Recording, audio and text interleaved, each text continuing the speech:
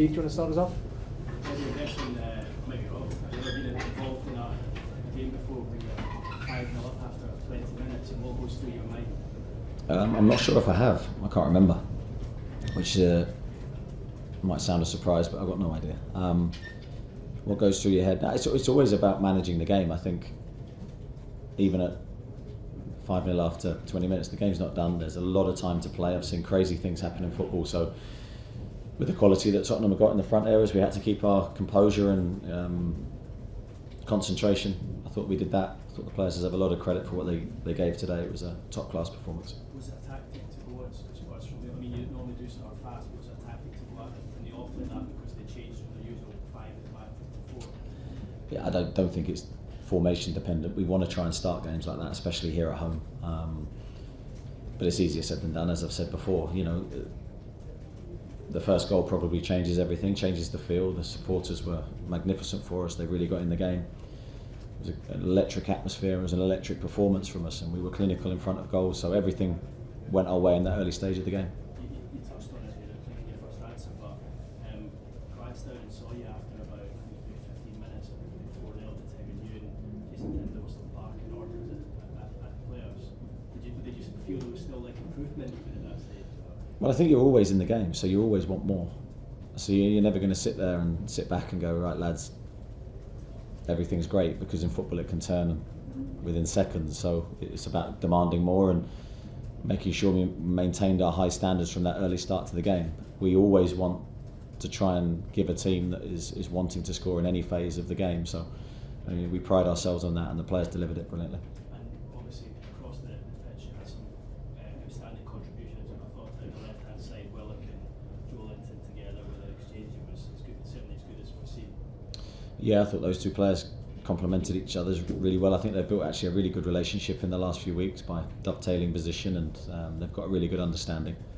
But I thought all the units functioned today, so whether that's the front line, the midfield, the defence in conjunction with them in terms of feeding them the ball, and our relationships on the pitch were very good. So just finally, are you thinking about talking about Champions League yet, or is it still the same as? Me personally, Keith, no. I'm talking about Everton now and making sure we focus on our next game.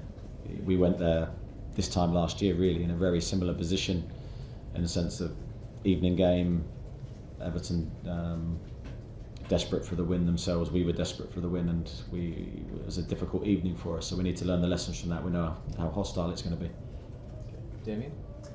Eddie, that said, the players are going to be thinking and dreaming about that top four now. How do you keep feet on the ground? I think from what I see and feel from the group, I don't sense that.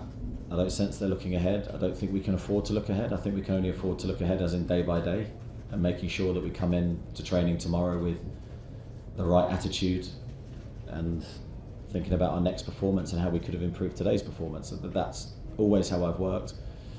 You review, you take the good bits and you take the bits you can improve, and then you try and put the foundations in place to allow you to improve. So that's what we'll do. And just on Alexander Isak, are we starting to see why you were prepared to pay so much money? I think that's always been there, to be honest, since he's come to the club, even from his first game against Liverpool. I think there's been evidence of why we thought so highly of him. Really pleased with him again today. He showed a real mixture in his game because he was going long and short and building play and helping link our front line, but then was there when we needed him to be to add the finishing touches to two great moves. Craig? Eddie, as good as your side were, what did you make of the opposition during the opening 20 minutes? I actually thought Tottenham at some stages in that game were very good. You know, when you look at Kane and Son's ability to counter-attack and to create chances, that they had 3 or 4 good chances in the game. They scored a good goal. So we were never comfortable, I didn't feel, to say that the game was won. And we respect the opposition and respect their capabilities. I think it was all about us though today and how well we played. Aaron? Eddie, you've obviously beaten Spurs, Man United, Chelsea, St James Park, and driven Man City. Is there a simple answer as to why Newcastle just played so well against the top teams this season? I think in part we have to mention the supporters. I think at home, with how we want to play, I think I always say it's a two-way relationship. We need to give the supporters something to get into the game with. I thought we did that today. with how we started the match, and then they give us so much back. They give us energy, they give us the ability to maintain our high physical outputs, and they also unsettle the opposition. So I have to pay a big thank you to them today. Jacob Murphy only scored once before today. How important is it for him to start to add goals to his game? How big a boost do you think it's? Yeah, I think every attacking player needs that in their game. They need goals, they need output. Jacob has delivered a lot in terms of helping the team. I'm delighted he gets the recognition really that his performances or recent performances have deserved. 2 really good finishes. First one was a tight angle, the second one was an absolutely brilliant finish from range. But his all-round game again is of the highest level, so really pleased for him. Okay, George. Eddie, I mean, you are a very composed man, but that first 10 minutes, it was astonishing. It was head-spinning. Do you not have any? There's no part of you kind of get lost in those moments at all when it's. No, because you're thinking about the next 10 minutes. So yeah, I enjoyed watching what I was seeing, and I was enjoying the team looking like it was playing at its very peak of what we can do. But there's always the next phase of the game, and I've got full respect for the opposition, so we knew the game wasn't over. But I think when I watch it back, that's when I truly appreciate what I'm seeing, and yeah, I'm just delighted with everyone. And then just a word on that pass from Joe Willock. I don't know if you've seen that again. I haven't seen it again, but I don't want to almost see it again because it would disturb my vision of what it was live. It was an incredible ball. The right angle, the right flight to get the whip on it that he needed with the outside of his right foot was it was a great pass. And again, sorry, just to kind of go back to the first point, I know you've already mentioned the crowd, but that atmosphere in such a big match for both teams does play a huge part in what you're doing and what you've done. It does, yeah. I think it's a two-way thing. We're a team, and either side has an important role within that team to make it as difficult as we can for every opponent that comes here. The crowd today were, I thought, incredible. I think that's up there with the best atmospheres I've experienced at St James's Park, and a big thank you to everybody. Luke? I know you're probably already thinking you've alluded to this, the key, but the job's not done, is it? This is no way, this can't be the pinnacle of your season, a 5 or 6 1 No, it can't, Luke. You're absolutely right. I think we have a lot of work to do, a lot of games to come, a lot of points to play for. So nothing was decided today. Either way, nothing was going to be decided. But hopefully we can take all the positives from today in terms of performance, confidence, and we can use that to fuel us for these games that we have to come. So no, nothing's done. Does it get harder for you as manager to keep your feet on the ground, or is it a pretty sort of self-policing dressing room in that respect? I hope it is. I hope it's self-policing. I think we've got enough experience in there and enough experience of highs and lows within football to know that you can never get too high and carried away with what you've delivered. Certainly from my perspective, I've said many times I've got no problems dealing with the highs because I've had so many lows in my playing career, etc. So I'm already focused on Everton and making sure that we do everything in our power to try and win that game. And I would urge the players to do the same. And then I guess going away to celebrate, to analyse Everton videos and watch this game back this evening. I'll be watching this game back with a cup of tea and a biscuit probably. Ian? You said that never at any stage did you feel that you'd won the game. At half time, was your team talk suddenly going, well done, that was terrific, or was it, don't be careful, don't let Spurs back into the game? Neither, to be honest, because I don't believe in necessarily well dones at half time, because I think that breeds complacency. So it was about trying to identify areas we could improve. I think human psychology in that position is very different as well. I think when you're 5-0 up, our players are human beings, so I think the game's slightly different. We were urging us to attack and to continue our way of playing. Naturally, the second half though was slightly different. And because you set such high standards, was there a sense of personal disappointment when Harry Kane scored? I think whenever the opposition score, there's a feeling of disappointment. That's not just from me, that's from the whole team, because we pride ourselves on trying to keep clean sheets. Miles? A few people were expecting a bigger area to come back into the side and left to make Murphy's performance underlined why he felt he could slightly caution. Yeah, don't think Jacob's done a lot wrong since he's come into the team. I think he's done a lot right. So it's very difficult to justify then leaving him out, as well as Miggy's done this season for us. And I think, again, when you look at it, they're the decisions that I want. Tough call. I certainly considered bringing Miggy back into the team. But I wanted to give the team a chance to respond from what happened at Aston Villa. I wanted to give an opportunity to go and put it right, because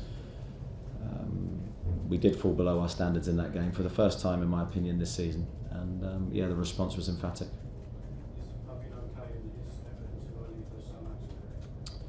I think Everton will be too early for Maxi, yes. With Fabian, I don't know. We've got a couple of knocks in there. Mark?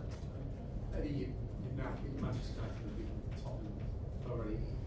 Do you feel that this shows that you kind of belong in that elite now? More and more of these kind of wins that you put together is showing that it's not flippantly there, you belong in this league. I'd encourage the players to think that way. I think we need that confidence. You play these games if you have doubts. That's not a healthy place to be. So we want the players to go into the game believing that we are the superior team. Now, to believe that takes, in my opinion, very good preparation. You need the confidence to come from how we've prepared, and then you need the players' inner belief to be very high. And hopefully, with the more wins we can get, the more that inner belief is strengthened. You touched on Joe Willock's past, his overall game was really good. He's played really well consistently now. And once, does he deserve an England call? Do you think he'll be looking up against him? Well, I think I've said before, I think it should be his goal, without a doubt. That should be his personal motivation, and I believe he'll be getting closer after displays like that, because I think all action can do a little bit of everything. The attacking side, the defensive side definitely improved. I still believe there's more in there from Joe to show. More goals will come, I hope, for him. But he's got to be knocking on the door. Scott? Just to go back to Jacob, Eddie, I mean, he's kind of the latest out of players who've been given a chance and been absolutely awesome. I mean, what do you think's changed in his game, or is it just a case that it's always been there, he just hasn't had the chance to show it, or do you feel that he has really developed this season? I think his game's come on. I think maybe for Jacob a consistency of positions helped. I think he's been, because he's so good in various roles, sometimes that's been a difficult for him to really get his teeth into what areas of his game he needs to work on, which is always difficult for any player if you're constantly changing. So I think maybe having that settled position off the right has really made him blossom, and he's then gone away, because he's a really hard worker behind the scenes. He's very diligent, always wanting to do extra, so he's been able to identify the areas he needs to improve, and he's really benefited from that, I think. Kieran? What's it like in the dressing room? Do you sense there's a hunger for more, there's no backpacking? A little bit of happiness, which you want, smiles, and that feeling of winning is so unique, and I'm delighted for the players that they're getting to experience that. And then, I spoke about moving on to the next game very quickly, because in a 3-game week, you can't get too high, you can't celebrate. I don't want the players to necessarily celebrate that win. I want them to be happy and content, but I want our focus to be on preparing now for Everton.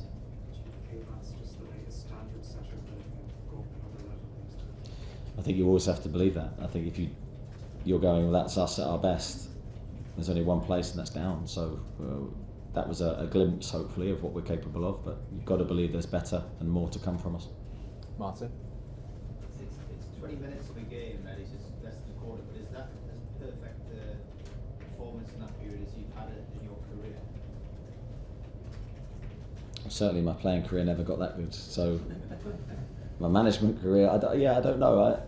When I watched the game back, as I said before, I think, maybe in the last press conference I did, sometimes when you watch a game back and you think it's going to be really bad, it's not as bad as you think, and when you think it's going to be really good, it's not as good as you think. That's always been my experience. So that first 20 minutes, look, who knows what I'll think when I review it, but certainly in terms of goals and end product, it was a fantastic spell for us. And did you envisage that you could blow away a Champions League rival quite like that? I don't think you ever see the game. I didn't visualise the game going that way, no.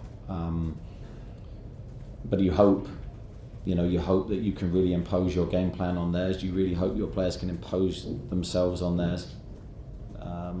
But you never know how the game's going to go, because that's one of the beauties of football, the unpredictable nature of the game.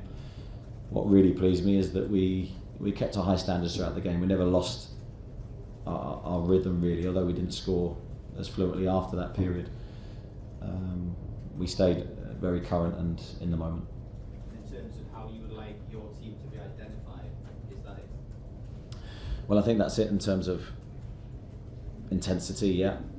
I can tick that one off. In terms of our willingness to win the ball, and our intention and desire to score, but not in necessarily a direct way in terms of linking and moving as a team. I thought it was at the highest level. Louise? Do you feel that Joe Willock is close to an England call-up? Yeah, no, I just mentioned that and spoke about that. I think he's got to be getting close. Okay, thanks everybody. Thank you. Cheers. Thanks. Appreciate it. Thank you. Louise saying